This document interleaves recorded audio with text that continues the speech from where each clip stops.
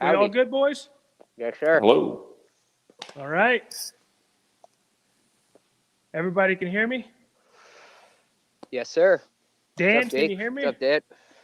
How's it going, guys? All right. Good deal. Good deal. All right. First time I've ever done this kind of stuff, guys, so you got to help me through this.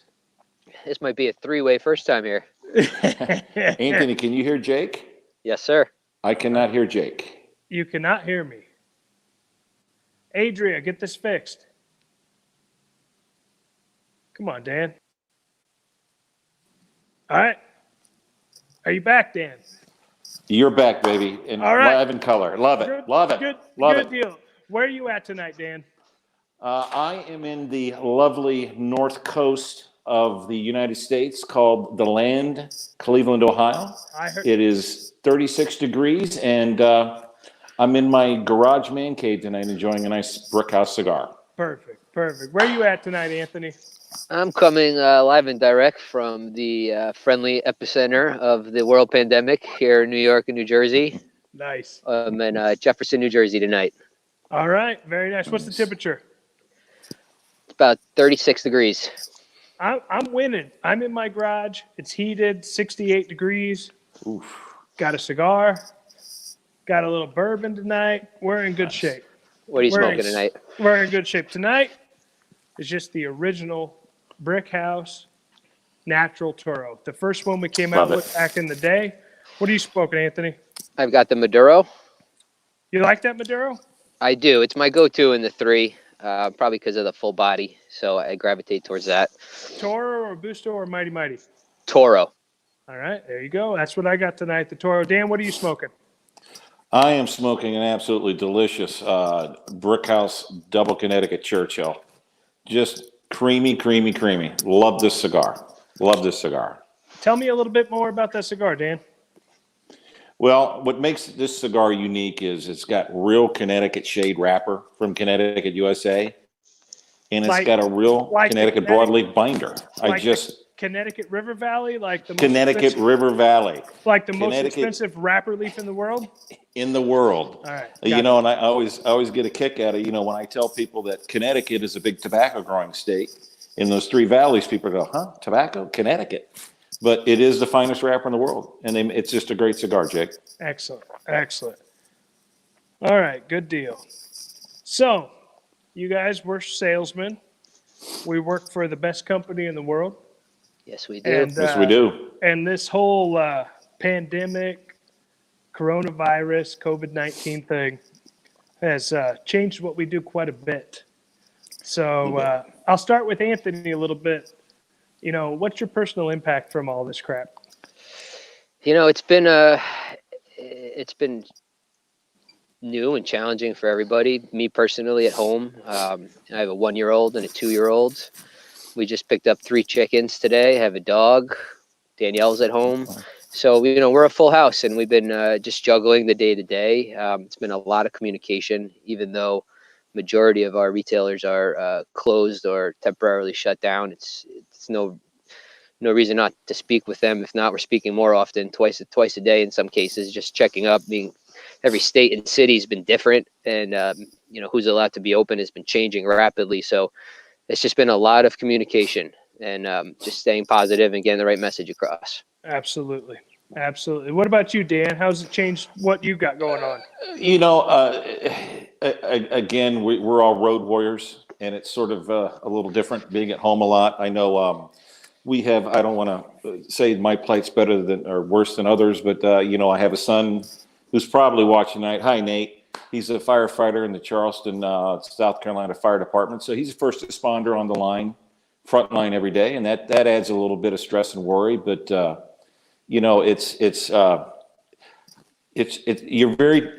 gets very easy to get up and drive, 2 or 3 hours a day to go somewhere to make your first call. I know, Jake, we've had a lot of conversations at 5 a.m. on some lonely roads. And it's a challenge. But, we work for a great company, great family, and just trying to keep in contact with the customers as best we can to help them out until we get through this. So we'll just and I just got to quit eating everything in the refrigerator. You think you got 3 weeks worth of food, and it's like, oh, I got to go to Costco again on the weekend. So you got to cut that out. I hear you. I'll tell you the biggest problem I've had is around March 15th, Instacart started delivering out to my neck of the woods. So it's really tough not to have that Instacart order coming every single day. It's tough. But back to the first responders thing, Dan, I know Nate is down there in North Carolina, and they're the ones that have it tough, and we can't thank them enough for everything they're doing. The first responders, the doctors, the nurses, it's unprecedented, and we thank everybody for what they're doing. And what we do pales in comparison to what they're doing. But Absolutely. The biggest struggle I've got is I started this job pretty early. I was 22, 23 years old when I first got this job. So this is the longest time that I've ever been in one spot for the better part of 15, 16 years. I'm used to going somewhere every single week. You know, Dan, you've worked with me. I worked with you, yep. Tuesday mornings, I get up at 4:00. I get ready and I head out and I go somewhere. I go see my customers who I miss dearly. And it's been quite the adjustment. Like I said, the longest time. And I've got, talk about our kids and stuff. I've got a 7-year-old and a 10-year-old. They're not used to having their dad around as much as what he is now. So I've learned that mom lets him get away with a lot of stuff. And so they're not sure what it is when dad's around. Like, hey, what are you doing? Mom lets us do this. You know, everything's good. So it's been nice spending time with the family, but it's been quite the adjustment. It's been beautiful. If I've learned anything, it's that the kids don't listen to anything Dad says. That 100%, 100%. Yeah, 100%. They are taking full advantage of me. Yeah, that's okay. Yeah, that's all right. So how are you guys as customers doing? I know everybody's region's been affected a little differently. I know, Anthony, your territory's been really affected. There's been a lot of shutdowns. There's been a lot of there closures. has been. Dan, yours has been a little different. Mine's been a little different. How are we staying in contact with our customers, making sure that everybody's good and letting them know that we're here for them? Anthony, you would take that start? Sure. So, in this area, I work in the entire state of New York, New Jersey, and Northeast Pennsylvania. So there's a lot of different sections. For example, the boroughs in Manhattan, Bronx, Staten Island, Queens, Brooklyn. They have some harder, directions to not be open. Some areas in New Jersey, it's kind of city by city. So there's been so much uncertainty that I almost don't blame, these retailers who aren't sure what to do. The curbside has been a huge advantage, the curbside service. And, we've seen that with everything, going to get our groceries, driving to the farm for produce. So it's just natural that our retailers started to adapt more of that curbside service. Some, believe it or not, in some areas, even trying to see how they can manage some delivery services. And I've got to say, overall, they've just been so positive and just been championing through this whole thing. And, it's do or die. It really is. It's their livelihood at stake. And, the power of the product, not just our product, but cigars in general, and how it brings everybody together during this time. And honestly, the consumer is still very much looking for their cigars. So our job now is to try to connect those consumers with the right retailers and let everybody know who's there and how to get in touch, because it's not your normal operating hours, so it's just been a lot of that. Absolutely. Yeah. Absolutely. Yeah. What do you got, Dan? Jake, you said something interesting. It's true. You don't get to see your friends. And I'll be with the company 7 years next month, and calling up my friends that own these shops, these small business people, it's very tough because this is their livelihood. And, some of them are scraping by. But, Ohio is one of the first ones to really drop their hammer on the stay home, as it should have, I guess. But it's just a lot of they're squeaking by. And I can't wait for this to start opening back up again. Number one, to get back on the road to see my customers, see my friends, but also I want to see, with social distancing, customers into their stores again, ringing their register, providing their livelihood. So. Absolutely. And I know both of you guys had a big success with our Brick House at Your House promotion, I know, Anthony, I think you sold every single one of them that was allocated to you. Same with you, Dan. And let's talk about that a little bit, about the brick house at your house and what the idea behind that is. It's just Dan, a great example. It's just a great example of how, how quickly we were able to kind of adapt and put something out there.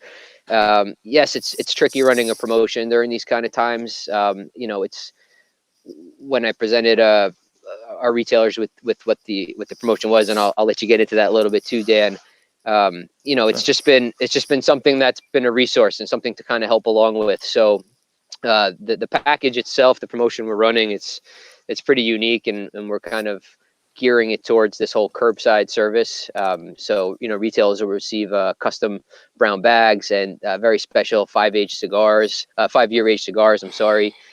Is just kind of a way to kind of help and push some promotion around. So the Brick House name is so strong, and fortunately, the small percentage of customers that are operating for me right now do very well with Brick House. So we're not hesitant at all to jump right on board. That's excellent. Correct. Excellent. What do you got, Dan? I'll pair it, Anthony. I think, we just want to see if we can provide just an extra tool for our customers to help their customers. The extra value is, and it's appreciated. It's appreciated. So we're going to see some very good success with that. Absolutely. Absolutely. And it's already seemed my territory. The first 8 or 10 customers I contacted jumped on it. They understood what we were trying to do. There's a lot of customers that are operating at a reduced capacity right now, and we just want to let them know that we're here for them, and we're going to see through this. We've been around for 125 years. We've been through everything, so we're here to work with you and make sure that we all see the brighter days ahead. Everything's good. Everything's good. We're going to get through this together. Sure. Absolutely. Sure. So let's talk about the cigars a little bit. First off, Dan's the one who decided to smoke the Brick House Double Connecticut tonight. That's been kind of my go-to here for the last 1.5 to 2 years. There's just something about that real Connecticut shade wrapper with that Connecticut broadleaf binder. It's an excellent cigar. I haven't smoked a Brick House Original Natural, the first one we came out with. I guess it's 12, 13 years ago now. And I forget how good they are. It is excellent. I mean, the burn is great, and the flavor is fantastic.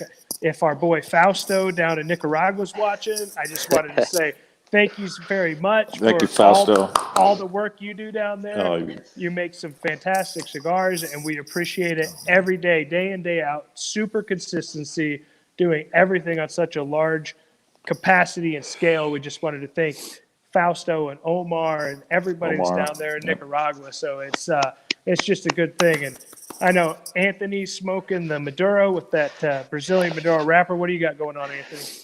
When I'm especially like in an event setting, I love doing Brick House events and engaging with our consumers, because when you're talking to somebody looking for a cigar in an event setting, it's always a mild, medium, full body kind of conversation. And full body usually seems to be the cigar that sells out the quickest. And sure. I love talking about this cigar. I love how the flavors that we describe are pretty literal. A lot of times I compare it to, if you ever had a piece of like chocolate that was intended to be a little spicy. So kind of starts off with that bitter cocoa sweetness.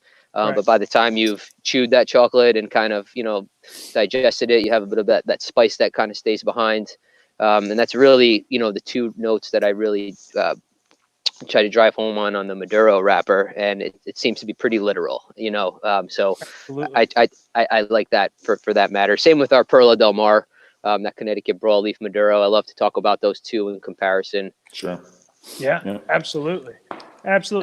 Anthony, I don't think I heard what you were drinking tonight. I'm getting ready to pour myself a little more bourbon here. I don't know what you're drinking tonight, but I'm looking a little low too here, Jake. I've got my Gentleman's Jack keeping me warm. Nothing wrong with that. I'm going to do a shout out to Heaven Hill, their Larceny Weeded Bourbon. It's fantastic here. I opened this bottle during our first meeting this morning at 11 o'clock, so please don't tell anybody. I'm just trying to get through all this. Dan, were you able to find any Michelob Ultra today? I was, and I was talking to some people, and they asked me one time, why Mick Ultra? Because have you ever seen the commercials for Mick Ultra? I mean, They, the they young remind people. they remind me of you, Dan. me. It's Somebody me. running on the beach. I mean, Absolutely. lifting weights. I mean, doing all this like active, super active lifestyle. So I appreciate it. A 5-mile jog, and then I'm ready for Absolutely. there you go. So Absolutely. So Jake, in these packages that our retailers are getting, I know that they're including the 5-year age cigars. We Yeah. started off doing these Brickhouse teasers when I came on board. That was about 5 years ago. Yeah. So these are pretty much literally, these cigars have been along as long as I have. Absolutely. If that's the case, right? Absolutely. Okay. And people talk about aging cigars, aging tobacco, and stuff like that. This is a chance to really try something real. We hear a lot of people say, "Oh, this tobacco's 100 years old. Give it a try." No. These Brickhouse teasers, these are 5-year-old Brickhouse cigars. So if you appreciate a Brickhouse cigar, a JC Newman cigar, you owe it to yourself to try one of these after it's old. It's a very, very unique experience. There's not a lot of options to try anything like that. I mean, the tobacco was already aged Sure. before it was made into a cigar, and now it's been aged for an additional 5 years. 5 years. Fantastic. We won't get into the story of where we found them or how they came about, but I can 100% guarantee they have been somewhere for 5 years, and it's a very, very unique experience. So it's something worth to seek out and give it a try. Give it a try. So we're going to talk about this. We talked a little bit. Anthony, you just said you'd been here for 5 years. I thought it might have been a little longer than that. wow. When did you hire on, Anthony?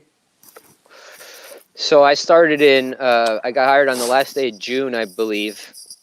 This is my 5th year now. And my first day of work, my first assignment was to fly to the trade show out in Vegas. So Yeah.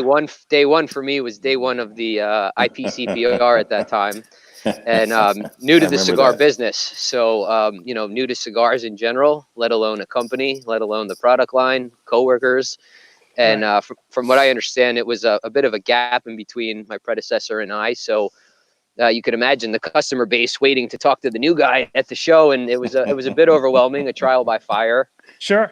But I honestly, I wouldn't have it any other way. By day 3, I had felt like I'd been there for months. So No, that's No, true. Look, no, I'm notoriously hard on new guys.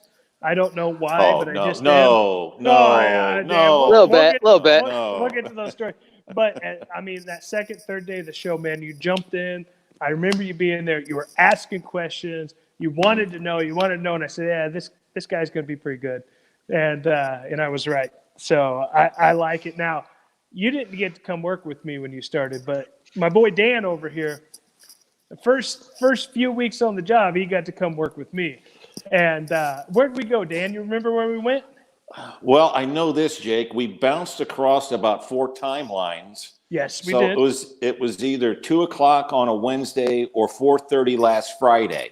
That's so, right. I mean, it was, we were in Illinois, I think St. Louis. We were in that horrific rainstorm about 10 at night. You remember that? Oh, Downtown St. Louis? I remember that. That. The roads were shut down. Everything was shut down. Tornadoes everywhere. It was in June. That was fun. It was big. It was a good time. But I remember. I remember. You flew in on a Monday. We bounced around St. Louis. We got some storms, and I told Dan, just like anybody new that comes to work with me, Tuesday mornings are early morning. I'll be at the hotel and pick you up at 5:00. Yep. And about half the people think I'm joking. They're like, "Oh yeah, sure." And I'm like, "No, I'll text you when I pull up." Dan, I told him I'd be there at 5. I pulled up at the hotel at 5:00. He's sitting out on the bench out in front of the hotel. Absolutely. He's like, I'm ready to go. Let's Get do that up. And Absolutely. So I barely slowed the car down. He kind of threw his bag in the back, jumped in the passenger seat, and we took off and drove about 7 hours before we got to our first account. Yeah, I remember that. And my best road story is we went to Kentucky. We went to Kentucky, Southern Indiana, out of St. Louis, and Dan and I, we hit it off pretty quick. Yeah. And we liked the same food and everything like that, and we were big fans of beef jerky. And I said, "Oh, they got the best beef jerky in Kentucky. As soon as we get into Kentucky, I'm going to pick up a bag of this beef jerky for us." Yep. So I pick up a little bag of beef jerky, and we eat it. Dan's like, "Oh yeah, this is good. This is good." So the next day, We're leaving Louisville, and we're heading down to Southern Kentucky. We're heading down to Bowling Green. It's not a bad drive, 2 hours, 2.5 hours. I go into the gas station. I pick us up a 1-pound bag of beef jerky. And I'm like, yeah, this is going to last us the next day or two. So I open up that bag of beef jerky, and Dan and I are driving. And we stop at a rest area about an hour and a half down. I go in to buy another Diet Coke. And we do this, and we do that. And I get back in the car, and I'm like, hey, Dan, where's that beef jerky? He's like, what are you talking about? And I'm like, I bought a pound of beef jerky. That's like 5 pounds of regular beef just covered in salt and dried out. And he's like, oh, yeah, I finished that when you ran inside. So Yeah, that was delicious. A pound of beef jerky lasted us about 45 minutes, maybe an hour. And we were pretty bloated, and we swelled up. We drank about 6 gallons of water on the, Yes, we on did. the way Absolutely. to our account. But that's my story of working with Dan. And that's So, that's what you get eat for plenty bringing of me beef the best jerky. beef jerky in the world, because it was I haven't good. gotten to work with either of you guys. We'll have to do Minglewood it. beef jerky is the best. Minglewood beef Oh. jerky. If any of my Kentucky customers are watching, you know what I'm talking about. Are you Thin allowed that to was. Are you allowed to expense that beef jerky cost when Yeah, riding with Dan? I think Scott and Shira kicked that one back to me. I'm just saying Yeah. because, $27 for a road snack was a little bit excessive.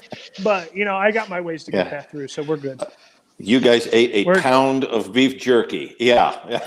In an about hour. 45 Because- minutes, in about an hour. Yeah. Because we ate a half pound for breakfast, and then for lunch, the pound was just put us over the top. So let's talk about our other sales jobs. I'll start off here first. I didn't really have another sales job. I came straight out of college, and I may or may not have lied on my resume about my age and my work experience, but I'm here now, so that's all that matters. What about you, Anthony? So prior to this, I've always been in marketing and advertising was always my background. So I was always in a sales-oriented position, usually selling marketing services. The longest tenure job that I had prior to this was working for a marketing firm that worked for the Sealy Mattress Company. So I'd basically travel with the sales reps up the Northeast, and I'd be the marketing firm that those retailers would use for their print advertising. If Bobby Newman is watching, I'd like to come clean because for 5 years now, he thinks that I used to be a salesman, a mattress salesman, and has told that story a lot. And I've never had the heart to tell him that I wasn't a mattress salesman. So if you're watching, Bobby, I actually never sold the mattress in my life, but I did sell a hell of a lot of advertising. There you go. There you go. Nothing wrong with that. Nothing wrong with that. Oh, man, oh, man, oh, man. What about you, Dan? I have a varied career. My background, most of my background is in medical, pharmaceutical, diagnostic imaging, laboratory sales. Worked in that for several years and decided to get out of that. Sounds pretty boring, just being honest. Very boring and had just had to get out of that. And then I worked for a distributor, wine and beer distributor, for a couple of years, which was very good training for what I do now with the Newman family. So, but I tell the story. I don't want to flatter him or anything, but I tell Bobby all the time, I've been working since I was 22, but I really didn't start my career until the Newmans hired me. Wow. If you know what I mean. That's Absolutely. that's how we feel about those guys. Yeah. I get it. I get Yep. it. I absolutely get it. I absolutely get it. I absolutely get it. All right. So, Anthony, I know you don't spend as many nights in a hotel as Dan and I do. No offense to you. It's just the different territories and everything. But if you've got a good story from the road, something funny, something crazy, something weird that happened, now's the time to share it. Dan, why don't you hit that first and give me a second to think? Dan, you go. Well, I mean, I've been in Buffalo, New York when it was minus 27 No, degrees, waiting in a park. Let's set this straight, Dan. Yes. Look, you're a worker. Yes. You like to get out there. Yes. And we talk a lot. I mean, Yes, we do. talk a little bit more than we know, and we're both busier now than we were a few years ago. A little bit. But I remember talking to you. It'd be like, the week before our sales meeting, which is usually middle of January, and talking to Dan and be like, "Hey, what are you doing today, Dan?" And he'd be like, "I'm driving to Buffalo." And I'm like, why are you driving to Buffalo on January 10th? They're due like 36 inches of snow. It's negative 20 degrees. And he's like, I got customers there that need cigars. I'm going to Buffalo. I'm And going to like, Buffalo. Hey, far be it from me to tell you what you should or shouldn't do for your customers. But I hung up the phone and go, that guy's crazy. That guy's absolutely crazy. People in Cleveland, we console ourselves in the winter going, well, at least we don't live in Buffalo, because Buffalo is that. And I love everybody in Buffalo. The customers are great. It's up there, but man, can that get cold. But I literally they had a snowstorm where I had a customer with a freestanding building that he literally crawled up the snowbank to his second story window, opened it. To come buy cigars from you. Yeah, and he would open the door. The door opened in and took a picture of it. And it was literally 8 foot of snow blocking the door. Wow. I'm like, boy, those guys up there are tough, man. They're tough. Absolutely. So it's probably my first overnight road trip to Pennsylvania, and I'm riding with Kara, and we're headed up to see some pretty big customers up in PA. Kara from marketing, I know you're watching. So we're about 25 minutes up from there, and I've got a lot of big customers to see for the day, and we get to right about to get off the highway. And I kind of just glanced at my back seat, and I realized I left every piece of my luggage behind. I didn't have anything. No bag, no clothing, no notebook, no laptop. So here I am. I've got 3 days, 8 meetings to go to, and just to close on my back. So my first impression with Kara was I had to go to the outlet store and shop a little bit before our first meeting there. So that's a pretty memorable one. Every time I put that sweater on, I remember that story. Nice. Guys, I think we're getting a lot of questions from people, but I have no idea how to access those questions. So if you guys could find those and access them, that would be awesome. Okay, let's see what we got here. I'm trying, guys. This is my first time. A lot of familiar faces in the house. Absolutely.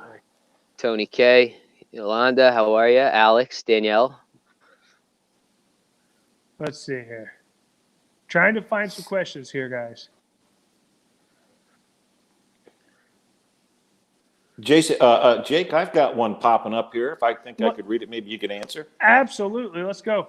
Okay. Jason wants to know how has production been affected by all of this, and is our supply going to be impacted?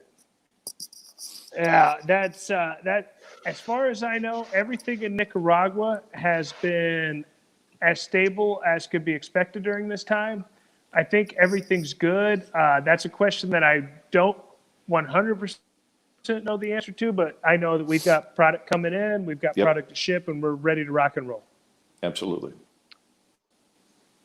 Anthony, can you access any of these questions yet?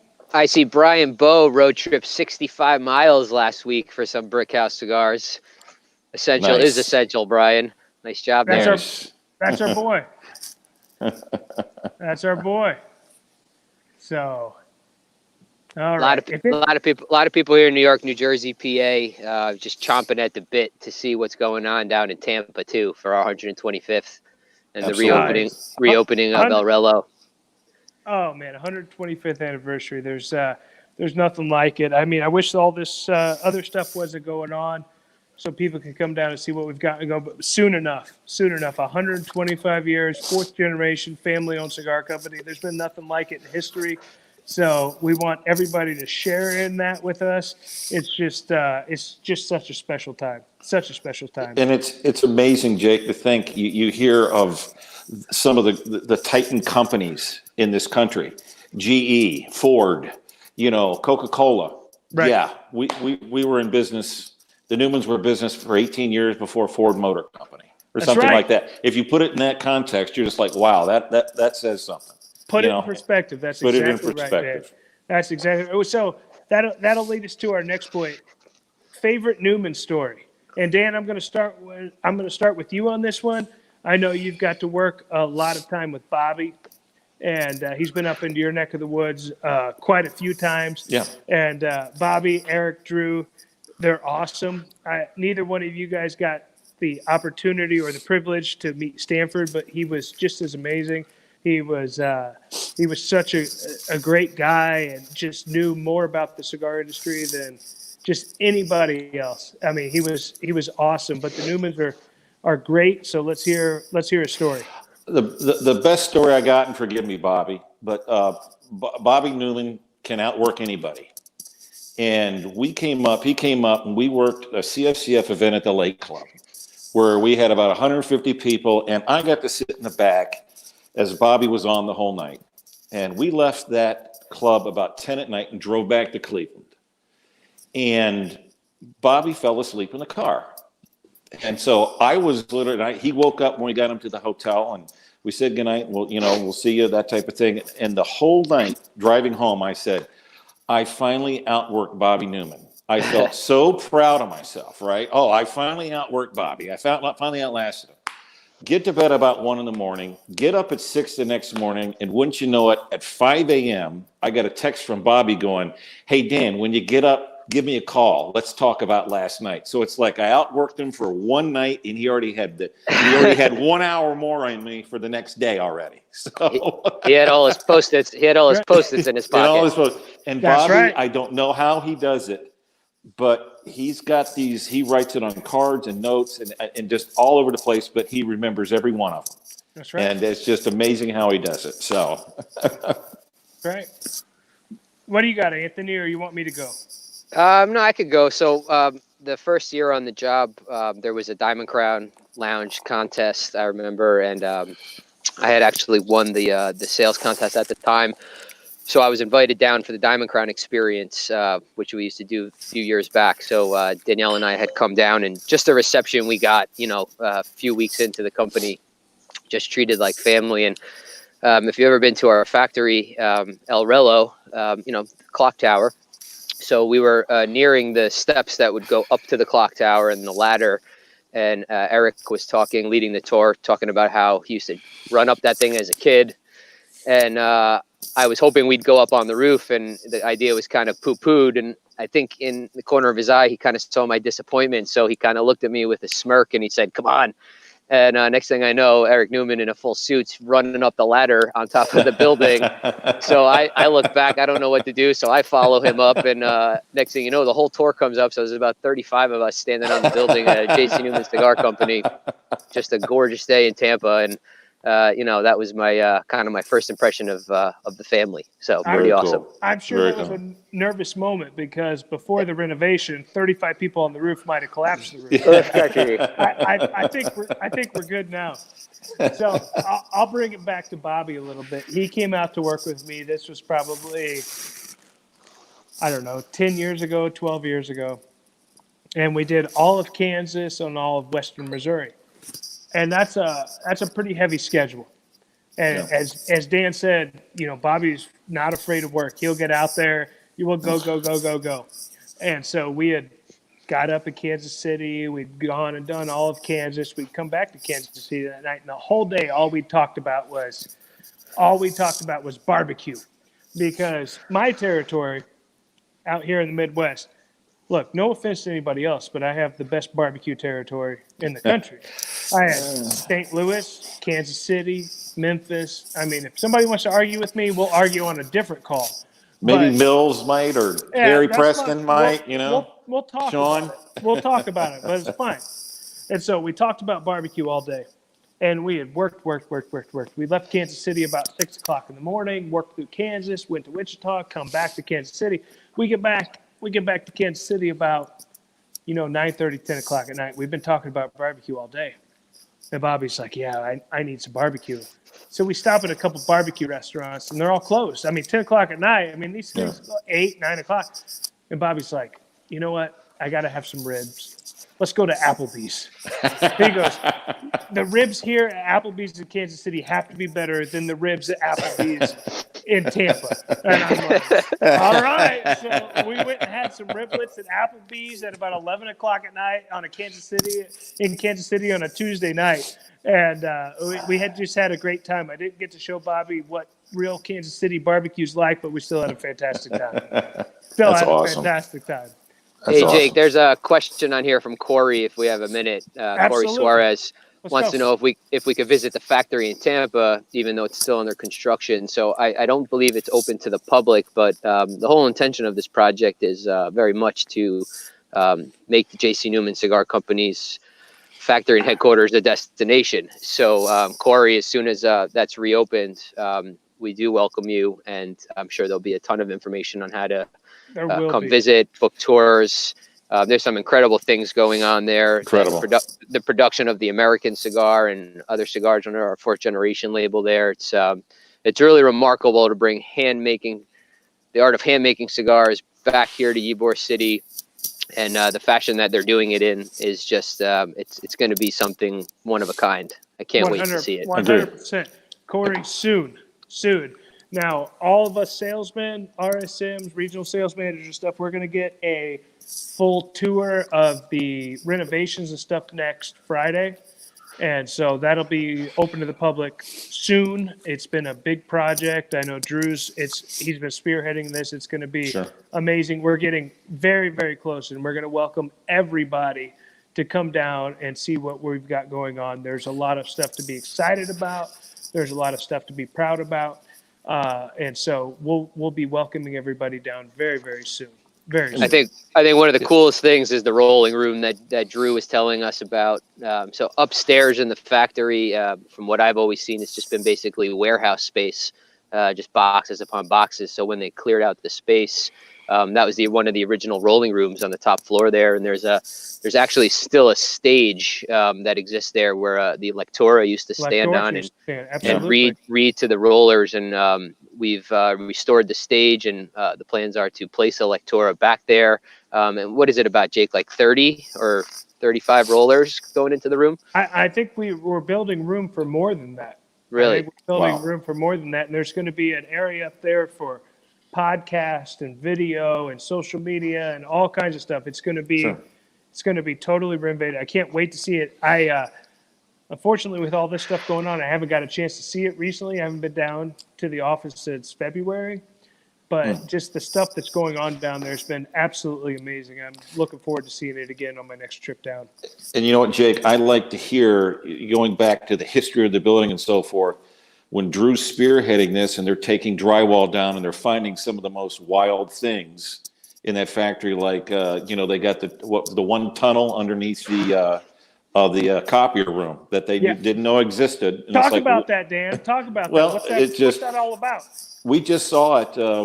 My wife Pam and I were down in November before all this nonsense hit, and they were saying, yeah, this is our copier room. We took the floor out.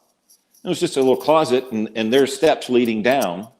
And I guess there's a tunnel underneath the factory that goes out about Escape route. Yep. Yeah. And they're taking the more drywall they take down, they're finding that some of the interior walls used to be the exterior walls, and they had windows in them and stuff like that. So they're really digging into the history of the building now and finding some really neat things. There's been some amazing finds down there. Been some amazing finds. All right, guys, I'm still trying to figure out how to see some questions from everybody here before we head into the final few minutes of this. So if you've got some questions, keep them coming. Anthony, I think you're able to see a few of these. Yeah, a few people are asking about the taxes in New York, I'm assuming. Yes, that's very much a real situation that our retailers are going to be dealing with. Nothing has been finalized yet, but as is the case throughout most of the country, we are under siege with a lot of these things, and you will see some of the prices of cigars in New York most likely increase if this tax increase does come through. We've been up, we've been down. We adapt and we find a way. But yes, your girl, that's the user there. Your girl, that is coming to New York most likely. There you go. Yeah. All right, guys, we're going to start wrapping this up. Let's talk a little bit more about these cigars we're smoking. We should be about halfway through. Dan, how's your double Connecticut going? It's just getting creamier and creamier, Jake. That's what I love about this cigar. And, if I can real quick, that's what I love about the Newman family being such an old company. and so forth. It ties back into history. You know, they named the brick house, or JC named the brick house after his brick house in his Hungarian village, Absolutely. where it was a tavern on the bottom, and then they lived on the top. Him and his brothers and sisters before they came to America, and they wanted to honor their heritage, and that's why J.C. Newman brought this cigar out, and that's why Bobby and Eric brought it back out when they did. And it's just where did they when they came to the United States? Where did they go, Dan? well, the greatest city in the world, Cleveland, Ohio. I gave you that opportunity, man. I laid that. I mean, you know, hey, we've got one championship in 50 years. We'll take it. That's we'll take all right. it. So That's you know, all right. but we're you also the birthplace of the Newmans. So there you that's go. what I was going to say. You've got the J.C. Newman heritage going for you. So that beats Absolutely. anything that Jabron Lames brings to your town or anything like that. I don't follow the NBA, but the Newmans are a bigger deal. So, Absolutely, no question. absolutely. What do you got, Anthony? Well, if you can notice, as you get to the end of this brick house, and as the case with most with this Maduro, it just opens up completely. The smoke is a lot fuller, even visually. And I'm at that point now where that pepper is starting to really just kind of take me out, and we'll pretty much finish that way with a bit of a pepper finish. Mm-hmm. Haven't had to adjust this cigar once. It's just, not to mention for the price point, you know, rated one of the best value cigars of the year by Cigar Aficionado year after year. It's a no-brainer. It's awesome. And like I said, I haven't smoked one of these just original Brickhouse Natural in a while. And I cracked open one of the Brickhouse Toro 5-pack bags. That's what I'm smoking out of tonight. It's just excellent. I mean, it's fantastic. It's rich, medium to full. It's just a fantastic cigar. So again, fantastic job to the Newman family. Fantastic job to Fausto and the crew down in Nicaragua. Absolutely. Our JC Newman Pinsa Pinsa factory. plant. Thank you for everything that you do for us. And we'll just keep selling the best cigars in the world and celebrating our 125th anniversary. So I think that's going to wrap it up for us tonight. If anybody's got any other questions, we'll give you 30 seconds. Check your phone, Jake. I think Michael Doherty may have texted you a question. I was going to say, text them directly to me, Dan, or Anthony, so they pop up on the screen right now because I can't quite get through to all these. I've got 297 messages on this chat that I've not noticed until just now. So if anybody's got something they want to talk about, let's go. Let's see. I see a lot of what's up. Lot of admirers. A lot of people came out. Thank you, everybody. Thank you, guys. A Thanks. lot of admirers for Dan Lebold. Yeah. I'm just telling you, we got a lot of Dan Lebold fans in the house. I think it's the long hair. I think it is too. Are you kidding? 5 weeks without a haircut? Ugh, what a mess. I think they know how good of a griller you are, Dan. That's what I wanted you doing tonight. I wanted you out in front of the grill, smoking a cigar, talking to us about grilling. So maybe next week that's what we'll do. Sounds good, my friend. All right. Awesome. Thank you, everybody. Awesome. All right. Thank you, everybody. Be for safe. joining in. Thanks for the questions. This was an excellent time. Be safe out there.